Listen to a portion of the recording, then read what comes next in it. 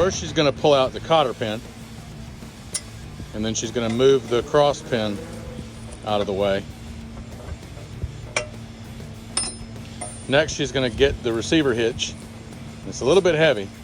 She's going to slide it in place until the holes line up. Then she's going to install the cross pin. It doesn't matter which direction, from right to left or left to right.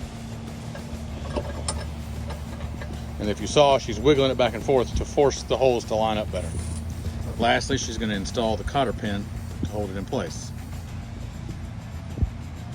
This can be a little tough, especially for young people, because it requires a little muscle, but she got it done. The next thing she's going to show us is how to prepare the coupler to be put on the hitch.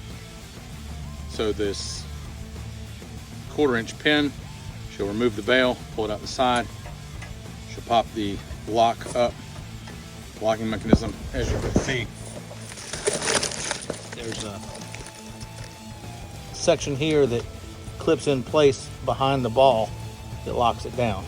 So when she moves that lever up, it will release that and let it float free so that it can go down on top of the ball.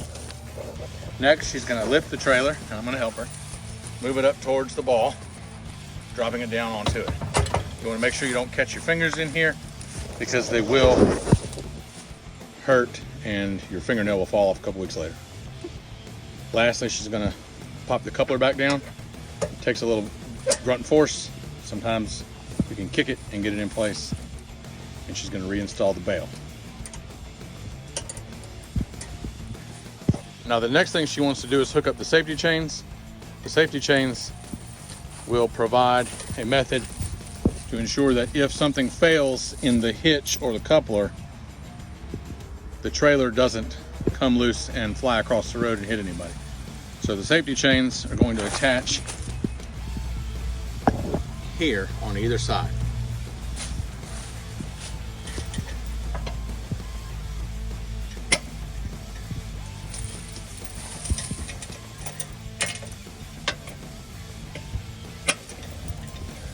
And lastly, we will hook up the wiring harness that controls the brakes, controls the brake lights and the running lights on the trailer.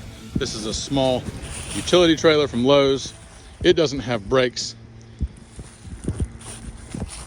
This is a 4-pin trailer connector.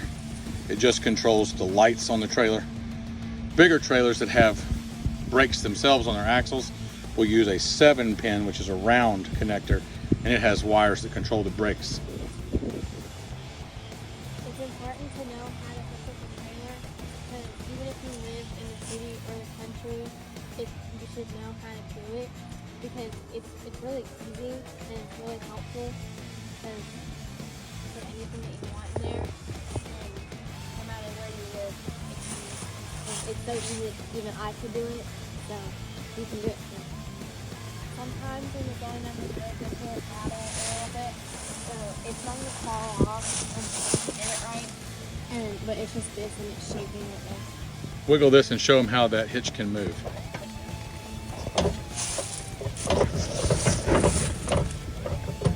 So as the trailer goes down the road and it bounces, it can cause some noise, which if you don't know what it is,